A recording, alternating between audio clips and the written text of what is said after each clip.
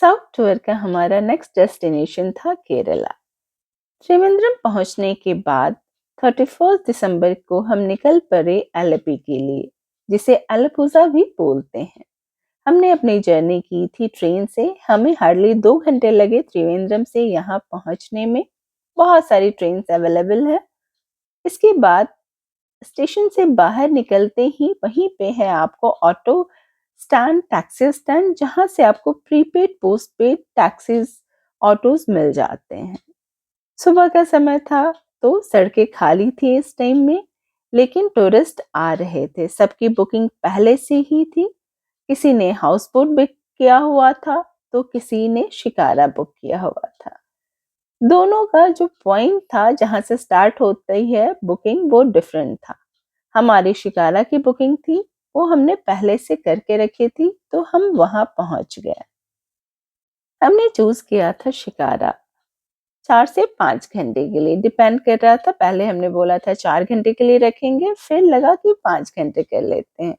लेकिन आपको बुकिंग पहले से करके रखें तो ज्यादा आसानी होती है।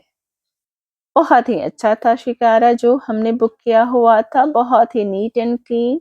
और एक बेड भी लगा हुआ था, सोफे लगे हुए थे, झूले लगे हुए थे, जिसपे मेरी बेटी मजे से झूल रही थी। अच्छा था, बहुत नीट एंड क्लीन था। जो हमारा शिकारा बोट जिनका था वो बहुत ही अच्छे थे, सारी चीजें हमें गाइड कर रहे थे, बता रहे थे। बैक वाटर्स की बोटिंग कराते हुए साथ ही साथ वो हमारे दिमाग में आए हुए सारे सवालों के जवाब भी दे रहे थे। इधर के ज्यादातर लोग यही बिजनेस करते होंगे। इधर में वो आप देख रहे हैं ना, उसके पीछे खेती है। नहीं बहुत डीप हो गई ना ये फेंसिंग, वाटर का लेवल बहुत डाउन होगा क्या यार? वो हमें आसपास के एरिया की जानकारी देने के साथ साथ ये भी बता रहे थे कि किस मूवी की शूटिंग यहाँ हुई थी। जैसे उन्होंने बताया कि बाघ मूवी की शूटिंग भी इधर हुई थी, जहाँ वो यहाँ का मार्शल आर्ट सीखने के लिए हीरो आया था। जो वो मार्शल आर्ट सीखने के लिए आते हैं ना, एक गुरु का सर, वो रिसोर्ट में सेट है। अच्छा, यहाँ है बोट। वो एक तरफ से सब है ना, कलारी पट्टू, कलारी कलारी पट्टू। और इसके बाद उन्होंने एक आइलैंड छोटा सा दिखाया, जिसके बारे में उन्होंने बताया कि यहाँ बहुत ही बड़े बड़े स्नेक होते हैं। बच्चे और एक्साइटमेंट के साथ देख रहे थे कि काश कोई स्नेक दिख जाए, और मैं प्रे कर रही थी कि काश कोई स्नेक ना दिखे, मेरी ट्रिप बहुत ही यादगार रहे। हाउस बोट और शिकारा दोनों आपको बहुत दिखेंगे यहाँ।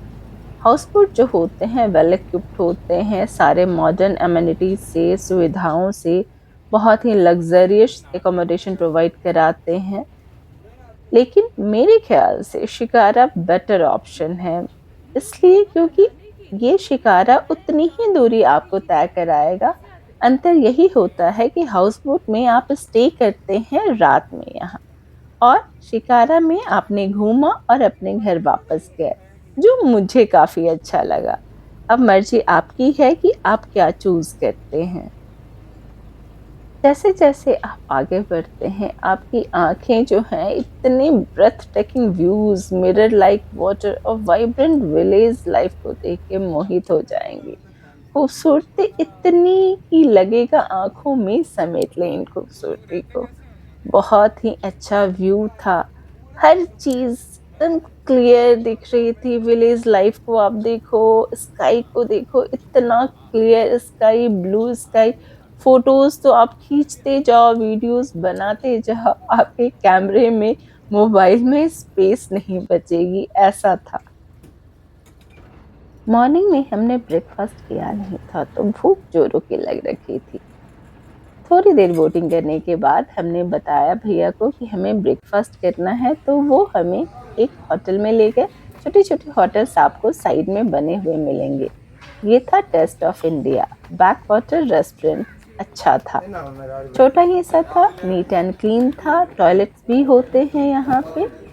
तो वहाँ हम पहुंचे। व्यू आप देखिए, कितना सुंदर व्यू दिख रहा था।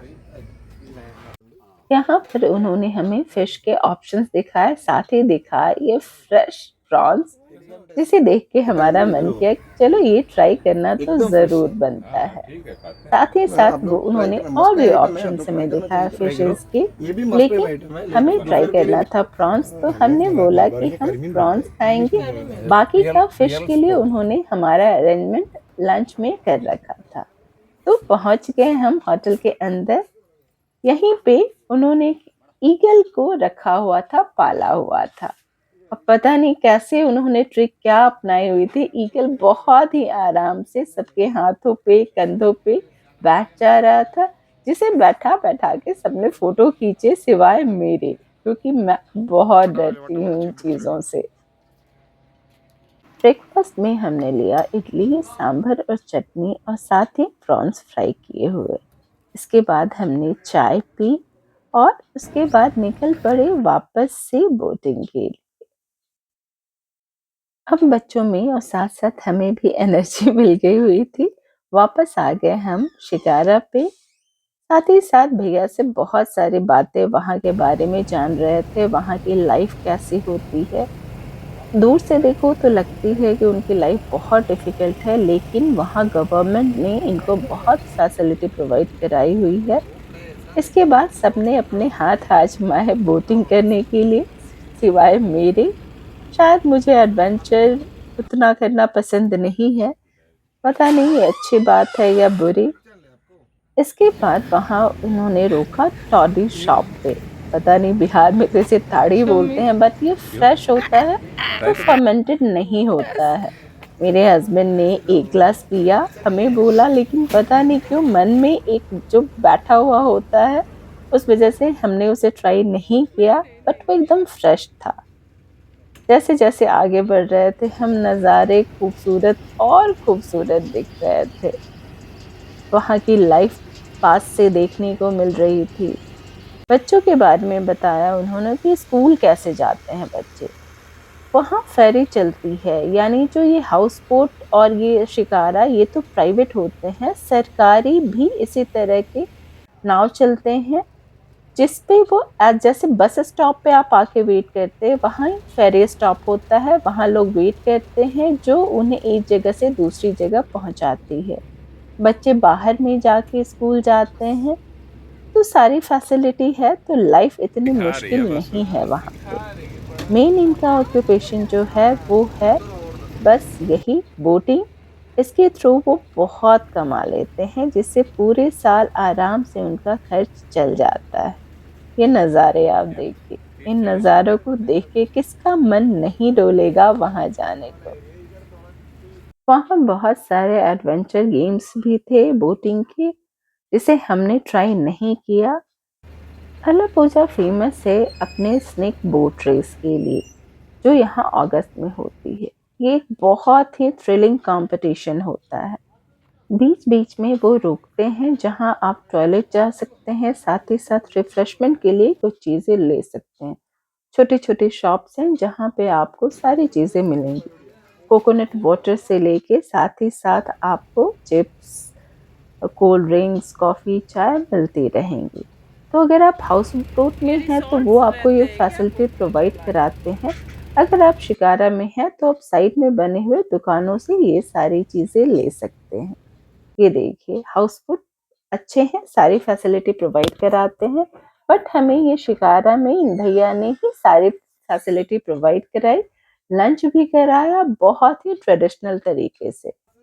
यहाँ मुझे एक ये नई चीज़ देखने को मिली, केले के पत्ते की जगह ये पेपर, बहुत ही अच्छा लगा। साथ ही खाने की सारी चीज़ें ट्रेडिशनल थी और बहुत ही टेस्टी, बहुत कम समय में बनाई हुई, लेकिन स्वाद बहुत ही ज़बरदस्त। खासकर ये केले के पत्ते में लपेटी हुई फिश, बहुत ही अच्छा लगा। हमारी ट्रिप जो थी एक बहुत ही मेमोरेबल ट्रिप थी। हमारे जो शिकारा वाले भैया थे, उन्होंने हमें सब चीज़ बहुत अच्छे से गाइड किया, प्रोवाइड कराया, और ट्रिप हमारी अब खत्म होने वाली थी। तो साल का अंतिम दिन था, हम सब ने बहुत एंजॉय किया, बहुत अच्छा लगा। अगर आपको इन भैया का नंबर चाहिए तो मुझे कमेंट बॉक्स में मैसेज करें, मैं डाल दूंगी। वहाँ से निकलने के बाद हमने सोचा कि चलो यहाँ की जो बीच है वहाँ भी चलते हैं। साल का लास्ट दिन था और हमारी ट्रेन जो थी वो थोड़ी लेट थी, तो हम चले बीच पे। 2024 को हमने किया बाय बाय, वापस आए स्टेशन पे। इसी वेटिंग हॉल था जहाँ पे आप 1 घंटे के लिए 30 रुपया दे के पर पर्सन आप वेट कर सकते हैं।